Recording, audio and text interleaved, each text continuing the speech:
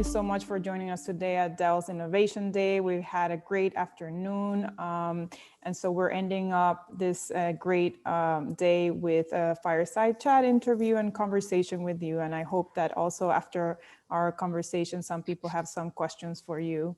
But before we dive into the topic of the day, I would like to know more about who is Felipe. If you can tell everyone your story.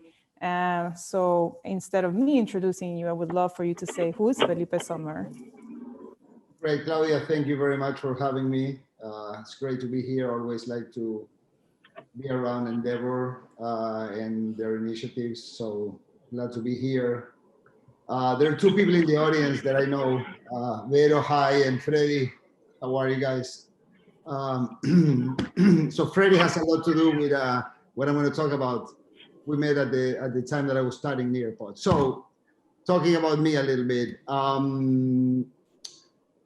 Let's see, I'm from Argentina originally. I studied econ back there, moved to the US around 24 years ago to go to grad school in UC Berkeley. Spent a lot of time working in management consulting, did over 10 years at Accenture, and then moved from California, from San Francisco to Miami to start my entrepreneurship journey. Studied a couple of companies, one in the marketing space, in the real estate space as well. And around 10 years ago, 11 years ago, I came up with the idea of Nearpod, not the company that we have today, but that was my next question. Yes.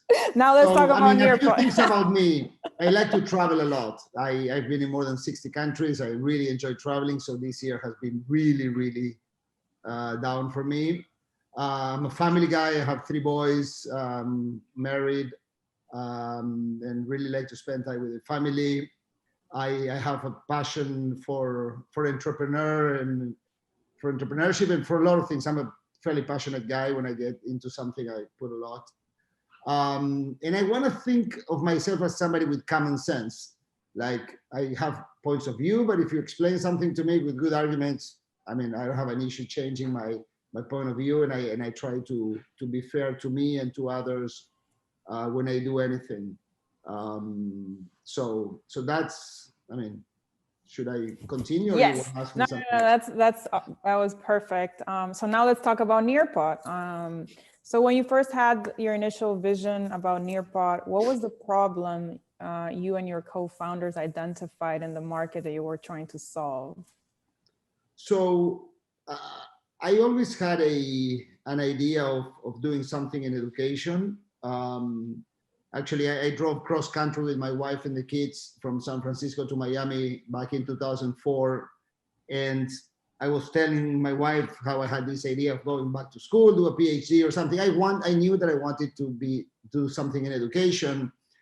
And as a result of my previous business, I came up with a technology, a piece of technology that was able to synchronize devices.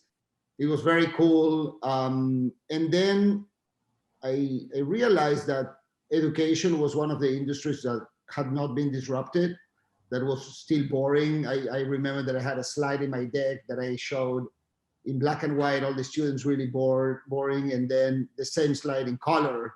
So time went by and kids continued to be bored at school, not a lot of engagement. And then, I mean, textbook adoptions for 7 years. So we said, look, there's a problem here. And there's some things going on in the marketplace that are really intriguing. One is everybody has internet now, and there are digital books, and there are devices going to schools. At the time, Apple was flooding schools with iPads, and then Google started with their Chromebooks.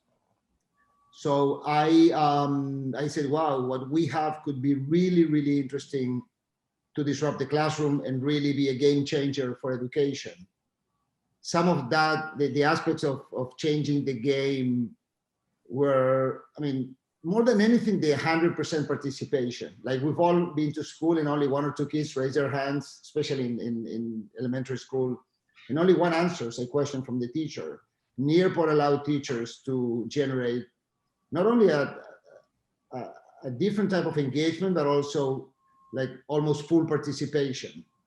And that coupled with the fact that we did something that worked on every device and for all subjects, it was something that I found super meaningful, and we decided to give it a shot, and we repurposed the technology that we had, which was called Nearpod, for education. And that's how we started. And with piloting this in schools, I remember that I used to go back to, the three of us, the three founders, had different initiatives in mind. One was Nearpod, and I was in charge of actually showing Nearpod and developing the idea of Nearpod. And we had like a digital book platform and some other ideas. And I came back to them and said, guys, acá hay algo. There's something here, because teachers were like, wow.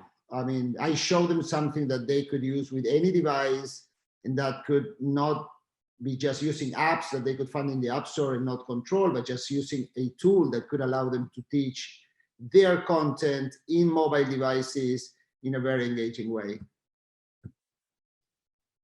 So the three of you had different ideas, and then how did you come to an agreement that this was the technology and Nearpod was the brand name you were going to go into the market with? Because we really had amazing reception from teachers, and the problem was the most interesting one, right? Just basically disrupting the way that we do the go-to-market. Like if we developed a digital book platform, we probably would have gone to publishers and tried to engage them. And it's a typical B2B business that we thought was really hard to scale. So this was something super interesting, because we said, wow, we have something that we can give away to teachers and they can start using it. And then we'll figure out about the paywalls and how we can get money from them. But if we, at the base, we can show them something that they use, which is super sticky, because once you start building content, then you use it. That's the way basically the market showed us very quickly that there was product market fit, that this was something that could be used. Look, when you have something that is really useful and there's no catch-22, and you're not just, oh, because you signed the contract, now you have to, this was all like super transparent and it worked. So when we realized that, we said, look, we need to suspend all of the other initiatives and really focus on this one. So that's what we did back in 2012. Okay, so you started in 2012 with the initial technology. How did you, how much did you have to iterate the technology and keep changing and adapting it, testing it, and going back and forth with discussions with your teachers to understand where Nearpod had to be at that? Because I'm sure you still are continuously innovating, and that's the topic of today, innovation, yeah. Right? Constant innovation. So look, when I launched the first app in the App Store, there was only iOS on May 10th, 2012. I thought that we were almost done with spending money in product, and that was a complete erroneous decision. I mean, the thought, because we keep spending more and more. Look, I have always had this philosophy of ship it, then fix it. So we started with something. It was super buggy. Today I would be ashamed of that technology. And then we started listening to clients is super important. And we started basically iterating the technology. We started with a platform that allowed teachers to facilitate the classroom experience in only one technology, iOS. Yeah. Now, then we started building other apps in Android, web. Then we started building content, because we realized that teachers needed content that was ready to teach, not just a tool to produce content, because the early adopters could produce content, but not everyone can do that. We simplified the usage like big time. It was super complicated to create lessons, to do onboarding. Everything was complicated at the beginning, and we spent a lot of money and thought process in terms of simplifying the tool. We added, we can talk about product innovations that we've done, but basically we listened. A good story that I always tell is that I used to go and engage teachers to use Nearpod so they could Yeah. pilot it. And I went back to my product team, and the features that I proposed to them had teachers' names. So this was the Kirsten feature, because this woman Kirsten at Pinecrest told me that, oh, you could use the iPad as a canvas, and now students can draw and highlight the main idea. And I said, wow, the Kirsten feature. So going back to the product team with specific ideas from the users was really important for us. And I guess implementing those ideas fast, right? So that you respond to your clients, bringing it back to them. That's important. Very fast and always version one of the idea. Like the vision was important, but you never develop for the vision. I mean, you need to keep that in mind, but especially when you do beta with users, you can tell them, look, this is the way it would work. Give me some feedback. We still cannot generate reports on this feature, but you put it out there. If you wait until everything's perfect, then you're late to market all the time. That's part of the DNA of the company and the entrepreneur, right? I mean, ship it, test it, iterate it all the time. This is not like building a house that once it's built, you're going to change it, or it's really costly to change it. This is web, this is technology. I mean, it doesn't work, you change it. Of course, if you ask me now, with the volume of users we have, we don't put things out there that are not fully tested and that are not robust. Yep. 10 years have gone by. At the beginning, we used to put out there things that were not that good. I mean, they were good, but they were not, I mean, ready for prime time and millions of users to be using it at the same time.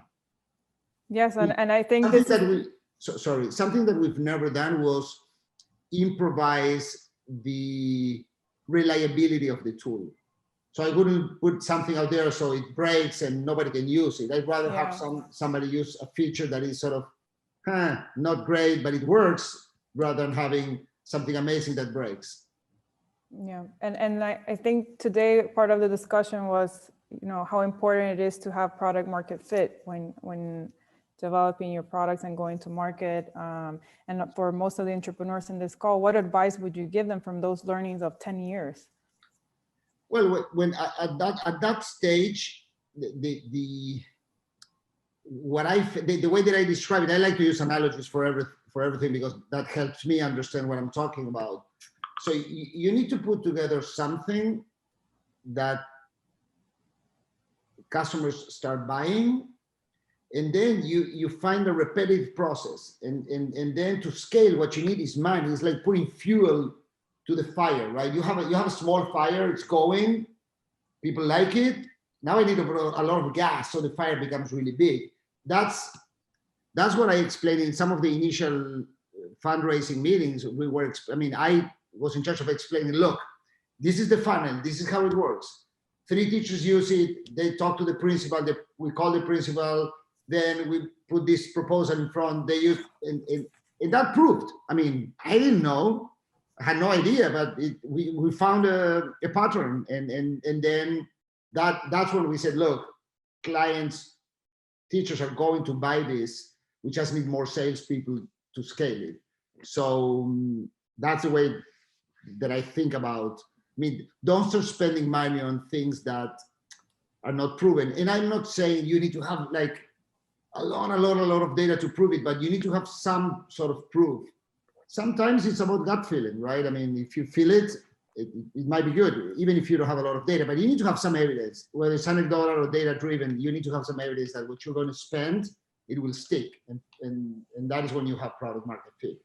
Okay, perfect. And as the company grew and more people were added to the team, how did the team keep up with, you know, the product and to make it current and competitive? How did you as leaders also keep the team on that constant mindset of constant innovation? And do you want to elaborate a little bit more on how that process was to work with your team and during that growth period?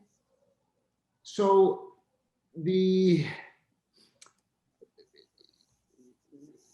are two aspects to the question. Is what we did to keep the product current and competitive. That's one question. The other is how we entice the team to do it. Yes.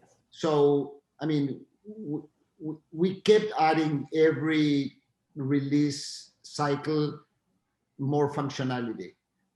We focus at the beginning on the hype and the wow factors. Well, first of all, we focus on making it available, the equity factor, right? So all devices, it needs to, we found that a lot of offerings were just for either Google or Apple or Microsoft. And we said, it's easy to be suitable for all platforms. So we focus on that. Then we focus on content.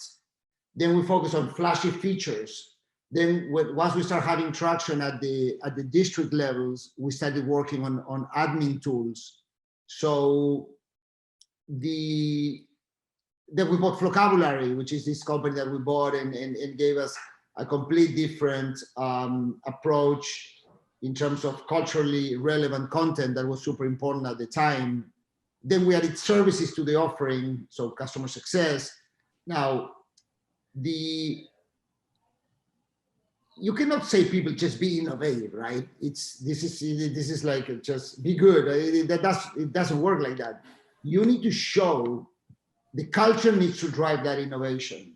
So when people see at the beginning the leadership just having like a different approach to a problem, asking questions that make them think, those are ways. And when you are in brainstorming meetings, it's okay, that could be an approach, but what other approach do you have? Like, it's more fostering the culture of innovation and allowing people to spend time and eventually failing. I mean, we've invested in features that never went live because then we realized that they were not good, or they didn't work well, or the clients or the users didn't understand them.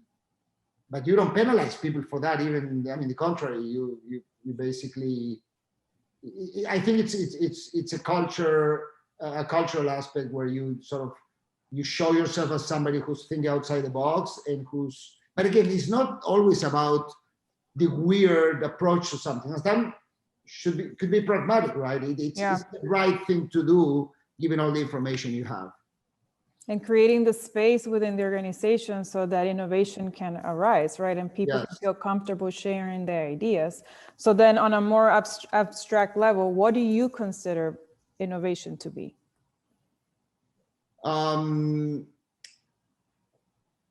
It's basically to solve a problem with a different approach. Like, I was talking to a colleague that I'm working this week. This was this week. I'm working on new ideas for something, and we were describing a potential offering. I said, okay, what is the killer app there? Tell me something new, because if you don't innovate in some way, it has to be a different approach. I don't know. Sometimes is the technology. Sometimes is the funding, right? How you fund these things. Sometimes is how you pay these people, right? Like there has to be some sort of something new for that use case. Yep. It doesn't mean that you need to come up with TNT every time that you do something, right? I mean, but sometimes adding, I don't know, like Uber, like I am a fan of the crowdsourcing and the gig economy, right? I mean, that's an amazing innovation. All those things existed before, right? So the innovation there is, okay, who's delivering the service? What is this marketing company doing in the middle? So it's having an approach that is different for a problem. I think that is, for me, it's a good way to define innovation. Yeah. And can you share your experience through this year? 2020 has been so challenging for everyone. What was that innovation process for Nearpod? And I mean, when the pandemic hit, because you have an incredible technology for schools, and most of all now doing remote, right? So learning, how was that process? So I know innovation is really important, but and maybe this goes against the philosophy of today in your session, but for me, execution is king. Execution kills everything else in my mind. This year, we didn't have to be that innovative, to be honest. because everything was like the wind tail that we had this year was amazing. Like everybody wants to use Nearpod now, right? So it was about execution, and it was about being nimble and being able to onboard people quickly. And we made a few tweaks at the beginning, and we changed sort of the speech around remote learning. Before, we were sort of the kings of enabling a classroom with devices, but now the devices went home.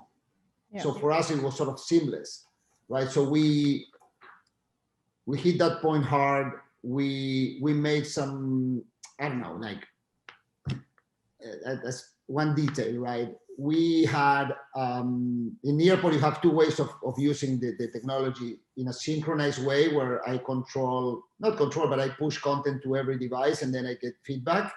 And then there's another way, which is student pace, where the students use it at their own pace. So these are sort of standalone experiences. That student pace was only part of it was behind the paywall. So you had to pay to be able to use that. When we saw the pandemic, and we said, whoa, we need to remove that from the paywall. We need to make it available. So that was a simple decision, right? I mean, it's simple, but it's great because that gave us so much usage. So, I mean, I think that paying attention and understanding what's going on and talking to people, I think that helped us a lot this year. And again, as I said before, execution is really, really important. Yeah, and being ready for that demand, right? Because at the end, you were able to adapt really fast to the demand. The technology was there, but you also took really quick decisions on how to distribute the technology to schools, not only in the United States, but overseas, right? Yes, and we in a way we were one second, please.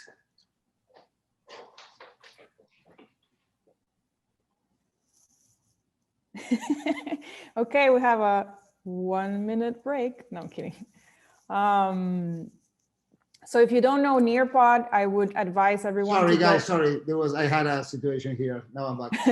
It was 10 seconds break. I was just telling everyone to if they don't know Nearpod, to check out the website and download the app, because it's really really nice.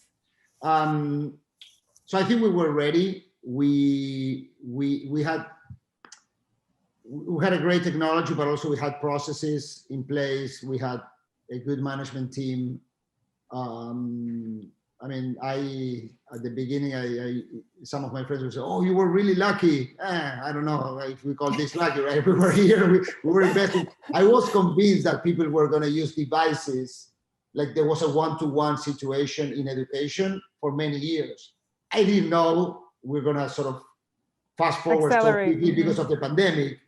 But this was something that I thought was coming. Actually, every year, the question at the strategic level was, how do we cross the chasm for those teachers that don't adopt technology? Our first competition before was, oh, I don't use technology. Oh. Now that's gone, right? So I think we had something really interesting, and we had a lot of push from an external factor. But I mean, that's life. There are external factors all the time in life. And then also, I mean, I remember being at your office, incredible offices, and this big team, and then you had to go remote, right? So tell a little bit about the experience of going remote in this. I mean, so we have. I've always been very passionate about having, very insistent about having people in the office. I thought that to build teams, it was super important to have. People working closely together and being friends and going out for drinks, and I think that fosters a great environment. And when after we raised a big round of funding, we decided to invest in this amazing 20,000 square feet office in Dania Beach, in an amazing building. Unfortunately, it was good for 9 months, and that's gone. No, we still have the office, but nobody goes there. Look, I was gladly surprised to see how people work even better remotely. For those that already were part of the company. For the new ones, it's hard. The onboarding is much harder. But for us, it worked really, really, really well. I think that at the beginning, something that I talked to a lot to a lot of people in the company. And that's sort of my style, right? Like just chatting with people about how they feel and what they're doing and what they think. And a lot of people were afraid because so many people in their circles were losing their jobs. And they felt blessed that we were in a space that our demand was growing. So people worked really, really hard, even harder than before. Actually, I think that we gained productivity by going remote, seriously. And again, I can't tell you I planned for that, but it happened. And sometimes, I mean, things happen and then of course we did things to make their lives even better, right? So we changed so we started doing weekly town halls. So people could just see each other often and listen from the leadership often. And that made them feel good. Yeah, so I was going to tell you, and for all the entrepreneurs, how do you maintain that culture, that strong culture in a remote setting? So that's one of the examples, doing the town halls. What are the things the leadership team did to be able to connect with the team? Well, I mean, this weekly meeting, for everybody to participate, was really key for us. Then each group also did their own meetings, like team-wide meetings. We proposed, I don't know, we accommodated everyone at their home with the stuff that they needed, whether it was chairs or, I mean, computers they had, monitors, and other stuff so they could feel comfortable. I mean, in our case, we're a mission-driven company.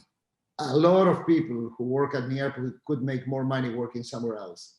Still, they choose to work for a company which mission is to help teachers deliver better learning outcomes and inspire millions of students. So that worked in our advantage. There were things that we've done even before the pandemic, just allowing people to gather in groups to discuss things. I don't know, we have a huge diversity, equity, and inclusion initiative at Nearpod. And that committee is like, I don't know, it was at some point 25, 30 people that are looking for ways to doing things that reinforce those aspects. I remember that, I mean, people were crazy in their free time creating content on the pandemic. I'm talking March, April, right? I mean, these were not company initiatives, but people were doing that. And then, of course, we took advantage of that and we pushed that content that they created to everyone. I mean, great. You need to be close to people. That's the only. That's the only way to continue to motivate them, I think. No, I agree with you. And going back to innovation, do you think a company can that doesn't have an innovative product yet, or is in the process, or doesn't give importance to innovation, do you think they can scale? And if so, how do you see that happening? Well, I mean, innovation could be around many areas, right? But for a company to even exist before they can scale, they need to have something, right? Mm-hmm. Well, some competitive advantage. You need to know about something. If not, I mean, I don't know. I mean, many times I came up with like crazy ideas. I don't know. I went to Japan and I saw these water closets that are amazing, and I said, "Oh, I want to bring them to the US." And I said, "Oh, why? Like, why can I do that? Like, it's impossible, right? I'm not from the space. I don't know about logistics. I don't know about import export. Like, why would I do that, right?" So you need to have something that anchors you in having a business. And then you need to have some sort of differentiation, whether it's innovation, execution, I don't know, a lot of funding, something. You need to have something. I don't know that I would call it innovation, but if you have something really, really good, you are innovating in that space. So, I mean, those are the keywords that I think of when you talk to me about scale, right? You need to have something that really differentiates you from the pack. Maybe your only differentiation is that you were like first mover advantage, like we learn in school. Yeah. Like for 2-3 years, the three of us, the founders, were talking about, oh man, we're early. They don't get it. There's not enough penetration of one-to-one. There's no internet. They don't have money. oh, they have money for apps, but we are not a category. So we felt we were early for a long time. And actually, being sort of a business person, you're always late. Like you're late to real estate, you're late to the stock market, you're always late to everything in business, right? And here we thought, oh, we have something and we're early. Now, when you're too early, you need to survive. I mean, I remember back in California in the late 90s, there was a supermarket called Webvan. It was an online supermarket. They were early to their times. They could not resist because they needed a huge amount of capital. But now that would be golden. I mean, years ago, Yeah. right? So early is good, but not too early. Okay, great. So I have one more question before I open up for Q&A from the audience. Do you have any insights or recommendations to entrepreneurs who are in that inflection point, you know, about to scale? Is there any advice you want to give them? Yes. Or even if they're thinking of pivoting, right? So inception point or pivoting. So, I mean, these are general advices that I always, I don't know if I can give advice, but the things that I feel that are important, you can. right? You've gone through the journey. So focus for me is key. Like it's very easy for when you have a small company to start getting motivated and excited about new verticals, and I think that you need to have a lot of focus on the use case that you wanna be a leader. 5 years ago, or 7 years ago now, I don't even remember, I launched Nearpod for business because I thought, wow, when I have an application and it's really cool, and if I change the graphics a little bit, I can start selling to companies. And I actually created a new app, and it was a miserable failure. I had nothing to compete in that market. I didn't know the space. I didn't have the product resources. I didn't have the salespeople. So I needed to fold it back. And that was a complete lack of focus.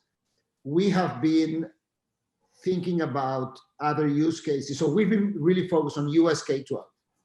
International, higher ed, corporate training were always very attractive value options that we were very rigorous about not taking because that would be huge distraction. So focus is one. Execution, super key, more than anything. I'm a fan of execution. And then hiring, right? Like your company's as good as your employees are, right? So you need to hire well. And that doesn't mean that you need only people with amazing pedigree. It really depends on the stage of your company, right? So we started hiring educators like 2 or 3 years after we started, right? At the beginning, no, I mean, we were not from the industry. We had no people from the education industry. I don't know the numbers now, but if I look now, most people are from either a publisher or from the school system.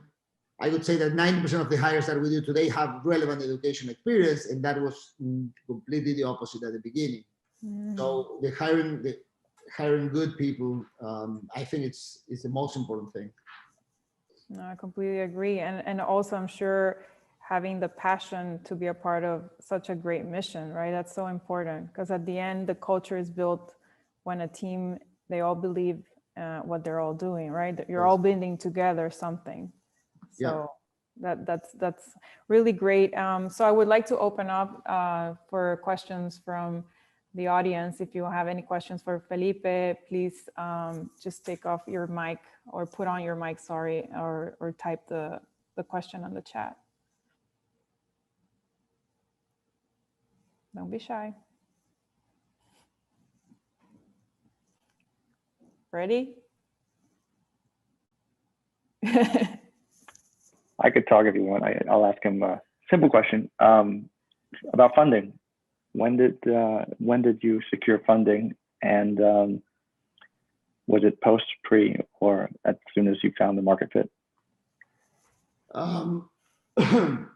So at the beginning, we had an interesting fundraising experience. At the beginning, everybody we talked to was very negative about Nearpod.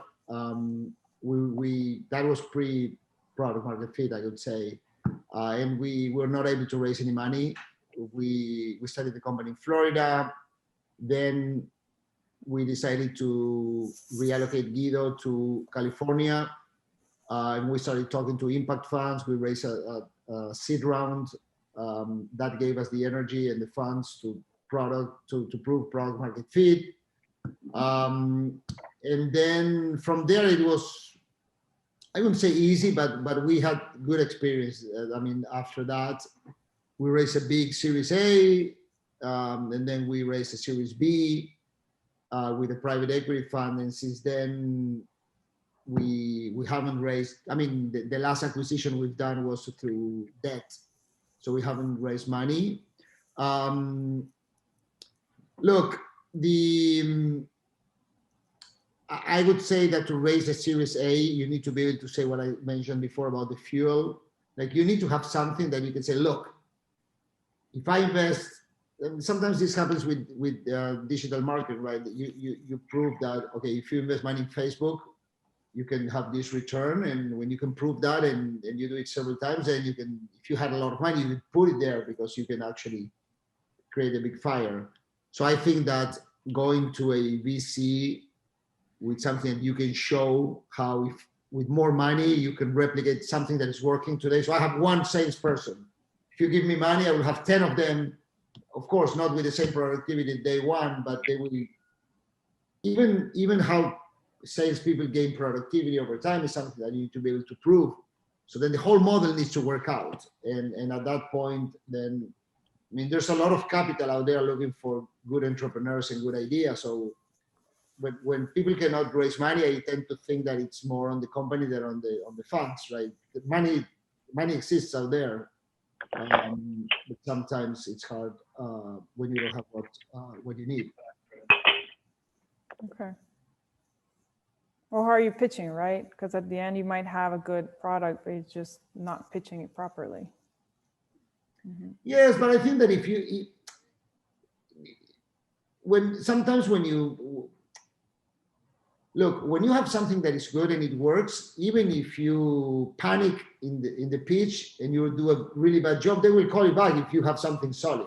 It's not about the performance. We're not actors, right? Like maybe I'm in a bad day and I got nervous because, so that doesn't really matter if you have something solid that they can see. Now, if they don't like you because you get nervous and they don't think the product is good, then you have nothing and then you're not going to raise money. No, I agree with you. So we have one question from the audience from Gabriel. So from one Argentinian to another, is Nearpod deployed in emerging markets, and what are the challenges to enter this type of markets? So Nearpod is used in many geographies. We don't even know. I mean, we know that in more than 100 countries, Nearpod is used. We started being intentional now about the international markets, and in the last 6 months, we hired a team. I mean, we assembled a team? Yeah, we assembled a team of like, now we're going to be 12 people. We had only one 6 months ago, to start being more intentional, to be intentional with resellers and have a reseller strategy. We have a lot of demand. Still, we haven't built content in any other language other than English. The big issue with emerging markets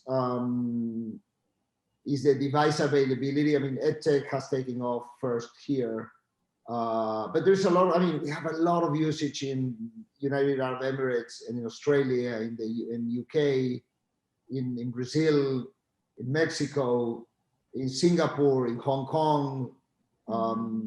I think that the growth that we're going to experience over the next few years in international is going to be more than in the US.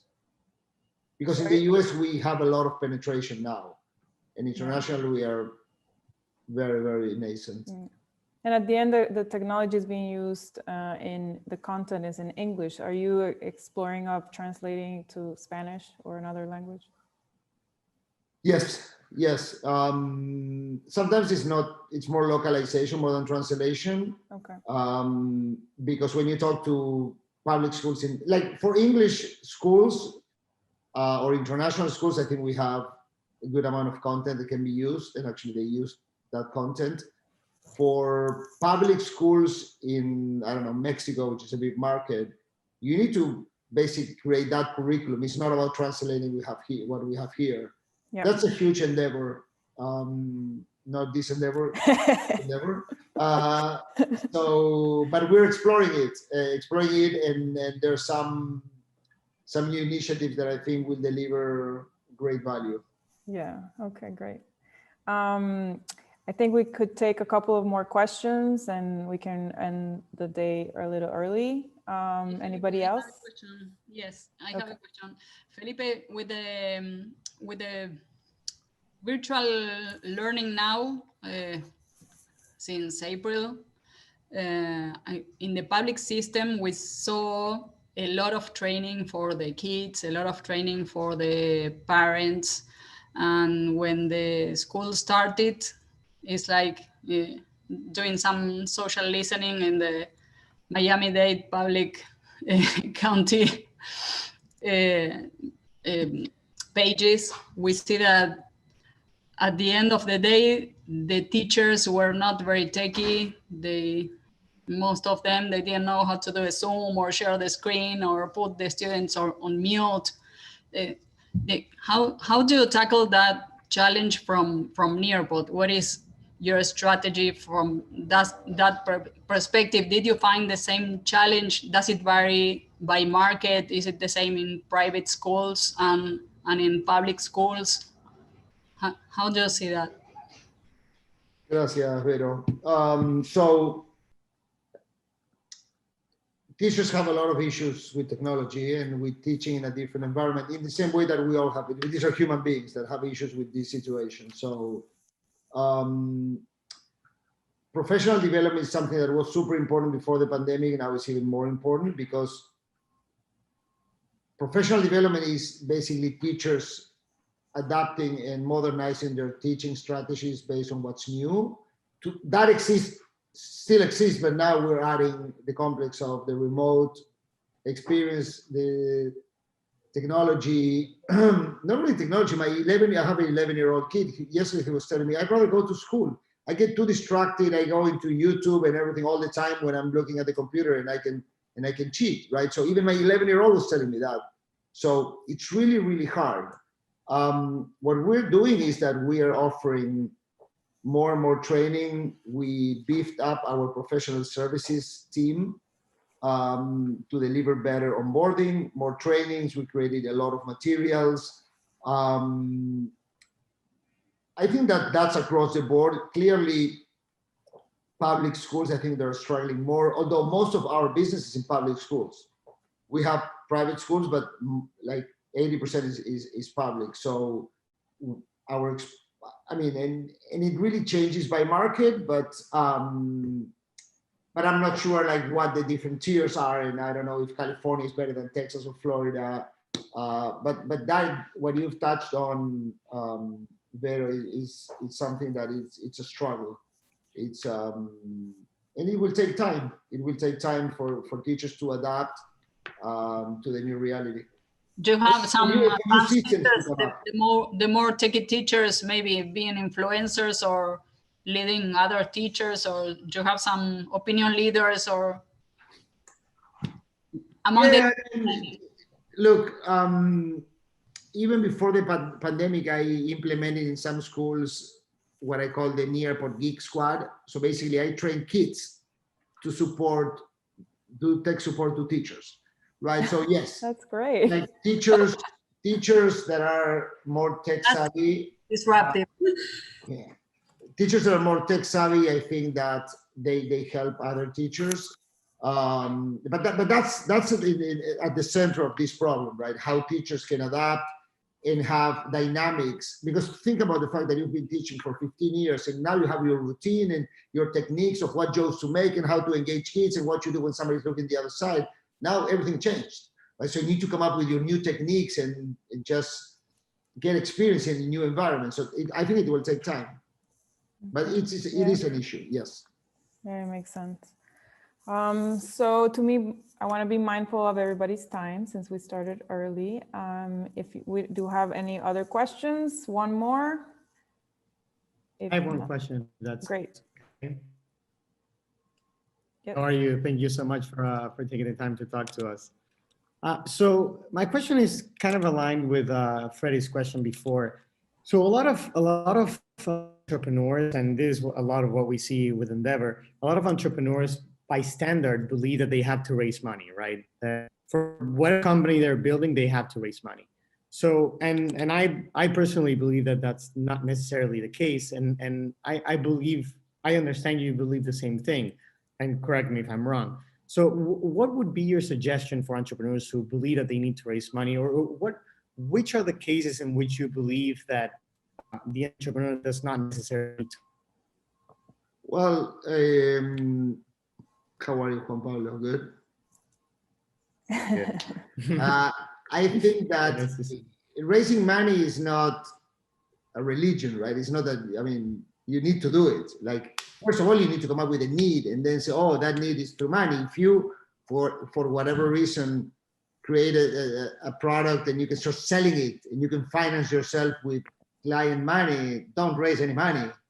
I mean, you need to have a reason why, right? I mean, if you're in the growth business, so when I created this technology and I needed to start putting bodies to solving the different functional challenges, there was no other way of raising money because I needed to hire, 20 salespeople, and they were not going to pay pay their own salaries. So, and still you need to finance that.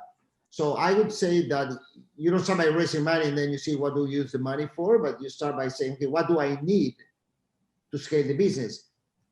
I mean, if I could actually create something and invest a little bit of my money and then bootstrap it with revenue, that's ideal. And then once you're at a certain level, then you can go and raise money at a different position. The problem is that when you have nothing and you go and you raise money and you think you need a lot of money, you lose a lot of your equity.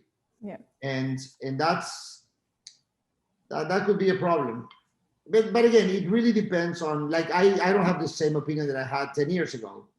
And I evolved, right? And you learn. So I don't think I'm going to raise money for the next one, unless this is that I want to. No, if you want to scale something badly, you might. But again, you might raise less money at the beginning. I don't know. It's not a one answer fits all situation. But first of all, understand what you need the money for, and also what type of monies are better, right? I mean, maybe maybe it's better to go with friends and family first, and I don't know. They're different configurations. Great, thank you. And also which partner you want to bring in, right? That's key, right? When you say partner, you mean co-founders, or you mean the investor? Ah, okay. Yeah.